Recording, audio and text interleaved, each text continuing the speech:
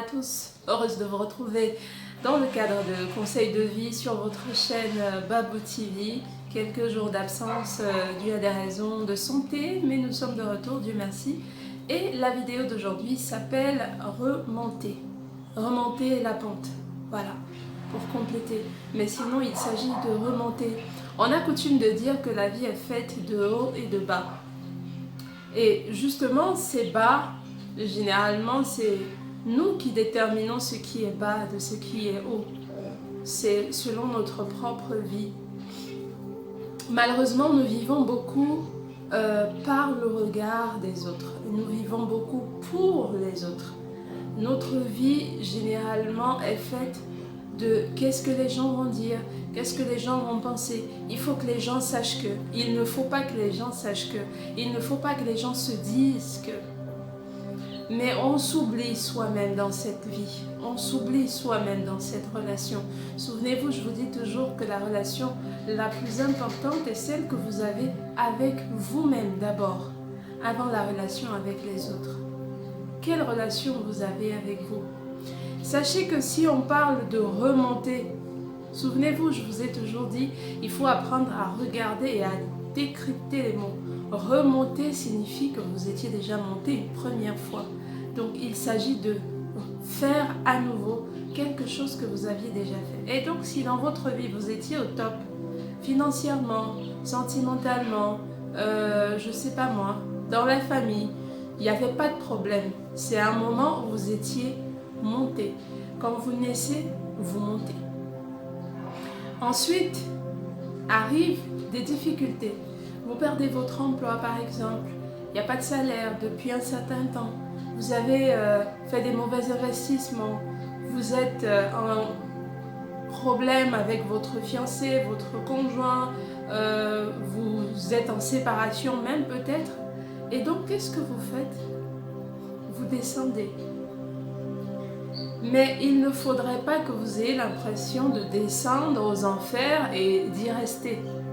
Ce qui se passe le plus souvent, c'est que lorsqu'on est au creux de la vague, on passe toujours le temps à regarder partout sauf en nous-mêmes. Alors vous êtes dans cette situation difficile actuellement, vous êtes au fond du gouffre. Première chose, est-ce que vous êtes vraiment au fond? Parce que vous pouvez croire que vous êtes au fond, mais en fait, quand vous tâtez, il y a encore de l'espace en dessous de vous. Et donc, vous n'êtes pas encore arrivé au fond du gouffre. Tant que vous n'êtes pas arrivé tout au fond du gouffre, sachez que vous pourrez y arriver. Eh bien, dites-vous que ce que vous ressentez actuellement, ce n'est rien comparé à ce que vous ressentirez quand vous arrivez au fond du gouffre.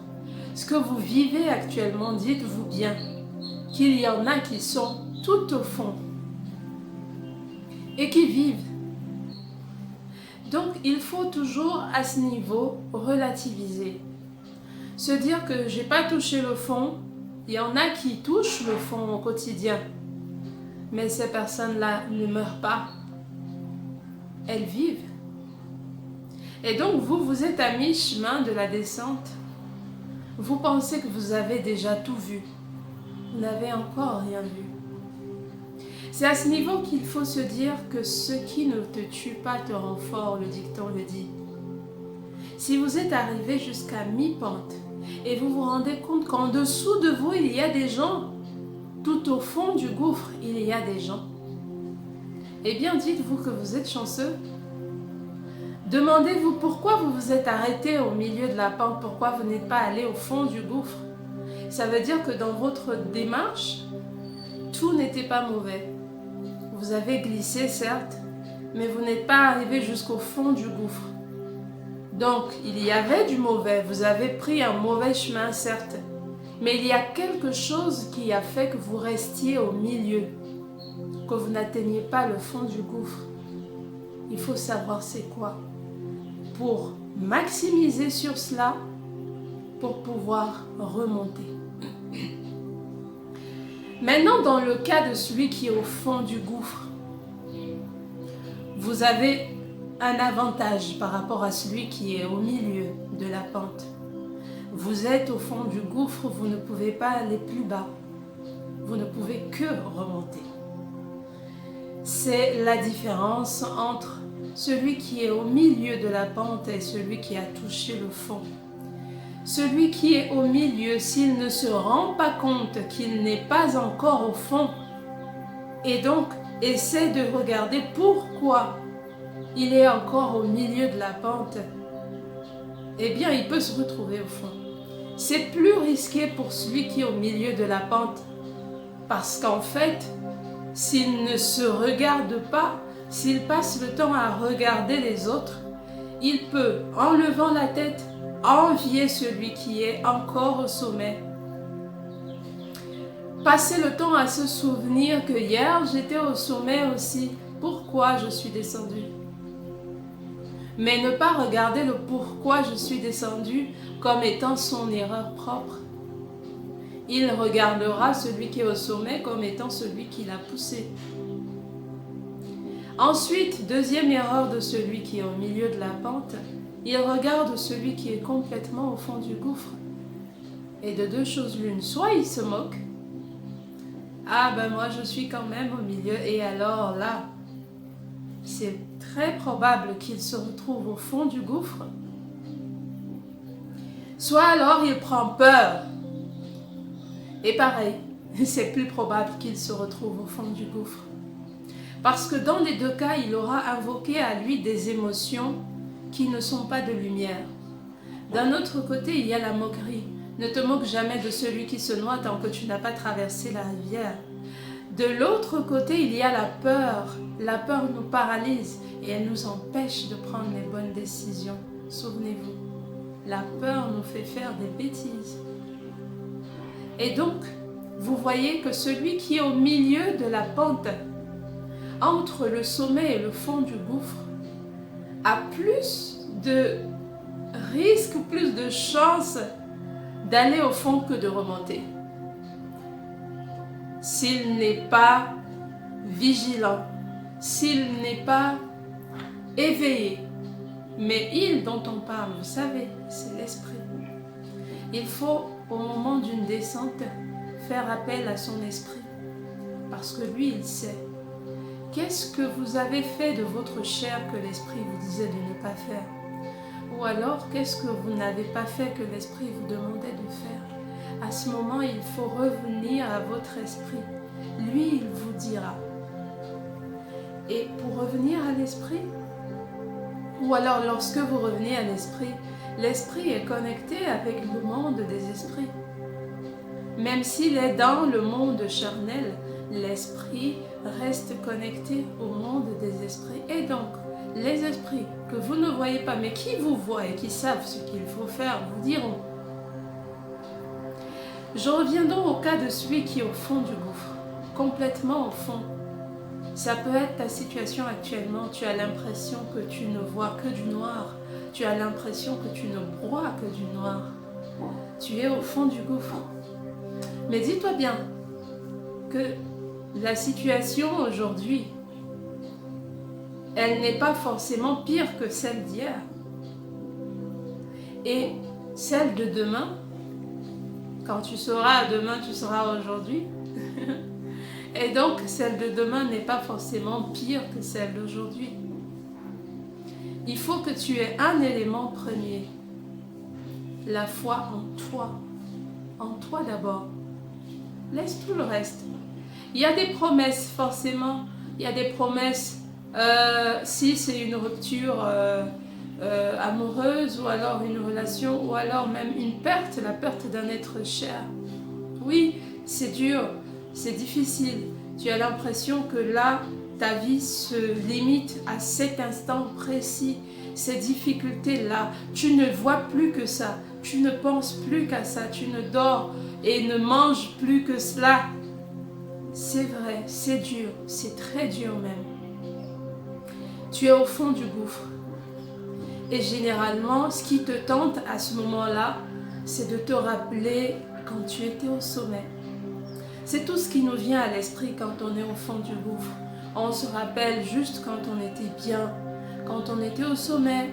J'avais pas ce genre de soucis, je faisais ceci, je faisais pas cela. Quand on était ensemble, on vivait bien. Et alors, on passe le temps à vivre dans les souvenirs. Mais il faut savoir une chose. Qui est descendu jusqu'au fond du gouffre? On revient encore à connaître soi-même, se connaître soi-même.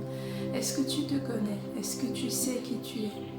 Il faut que tu te souviennes que cette même personne que tu idéalises aujourd'hui étant au fond du gouffre, oui, tu avais ceci, oui, c'était bien, oui, c'était le bonheur, oui, c'était un bonheur apparent. Parce que c'est cette personne dont tu fais l'apologie aujourd'hui, c'est cette personne qui est descendue. C'est cette personne qui aujourd'hui est au fond du gouffre. Il faut que tu t'en souviennes. Il ne faut pas que tu gardes ces souvenirs de toi hier seulement comme des beaux souvenirs.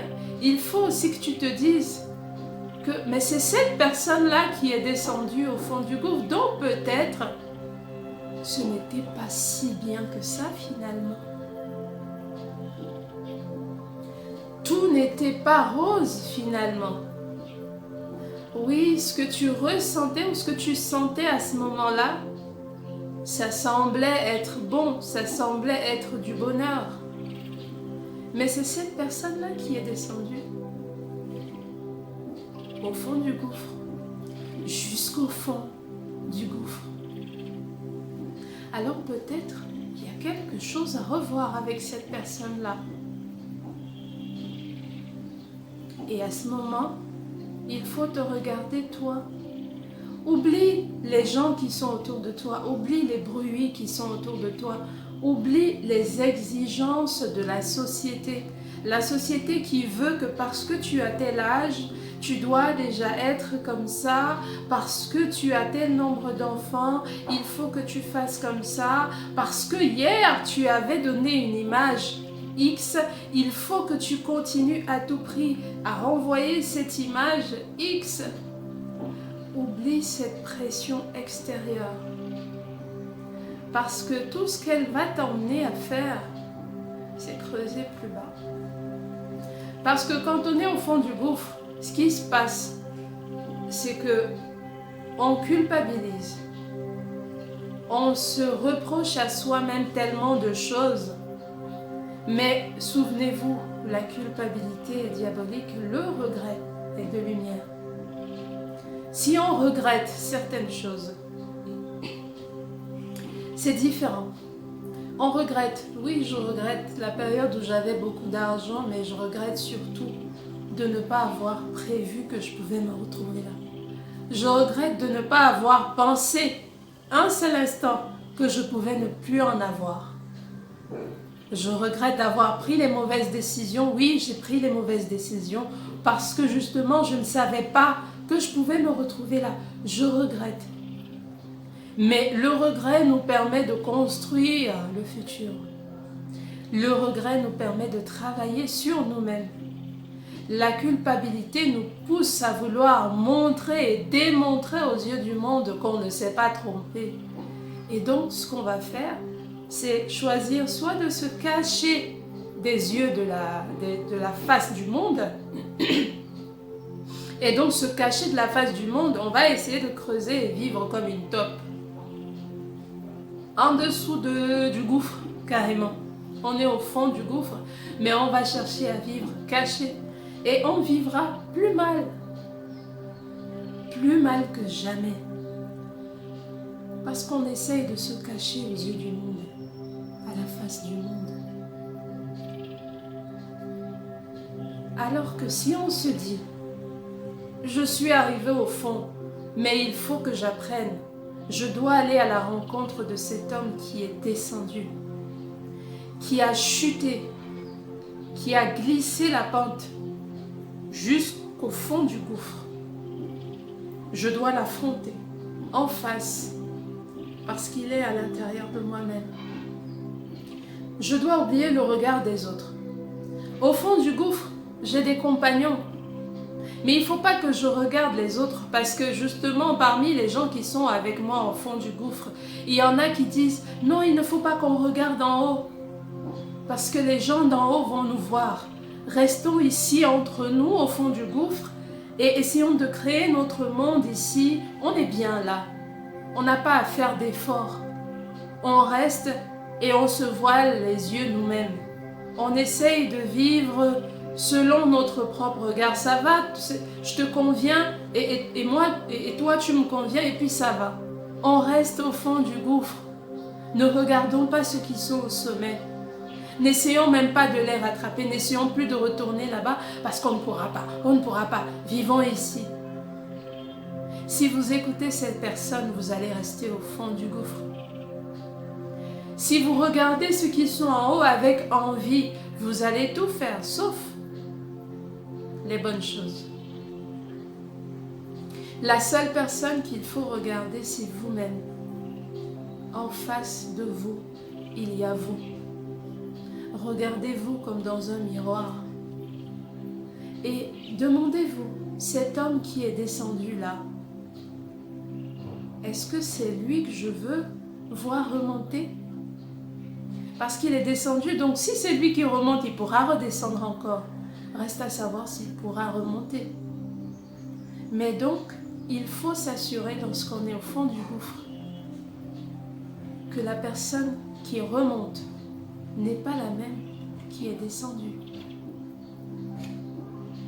J'espère que vous comprenez ce que j'essaye de dire.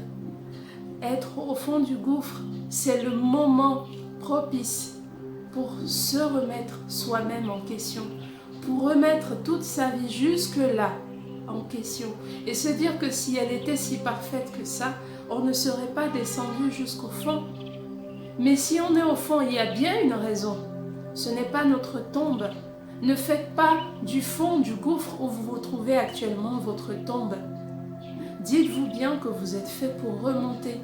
Mais rassurez-vous, apprenez de vos erreurs, de ce qui vous a fait descendre. Assurez-vous que pour remonter, vous soyez une personne totalement différente de celle qui est descendue. Bah oui, il faut faire le sens inverse, donc il faut être différent de celui qui descend. Vous allez avoir des égratignures, vous allez avoir des ongles que vous allez laisser au passage, vous allez avoir de la boue sur vous en remontant, vous allez avoir des séquelles du fond du gouffre. Mais ces séquelles-là, une fois remontées, doivent vous aider à vous souvenir que vous ne voulez plus descendre. Les souvenirs de ce que vous vivez aujourd'hui, des difficultés que vous vivez aujourd'hui, doivent vous servir à vous rappeler que vous ne voulez plus jamais vous retrouver au fond du gouffre et vous battre. Les difficultés, plus elles sont rudes, plus elles nous poussent à chercher au fond de nous une force qu'on ne soupçonnait même pas en nous. Et alors vous pourrez remonter la pente. Remonter. Remonter. Ça part de vous. Vers vous, toujours. Voilà, c'était tout pour aujourd'hui. J'espère que ce message aura édifié plus d'un. Merci à tous de nous avoir suivis. On se retrouve donc vendredi, si Dieu le veut, si la santé le permet, pour notre direct. On vous communiquera la thématique dans les toutes prochaines heures ou les tout prochains jours. D'ici là, portez-vous bien. Bonne journée de mercredi à tous. Au revoir.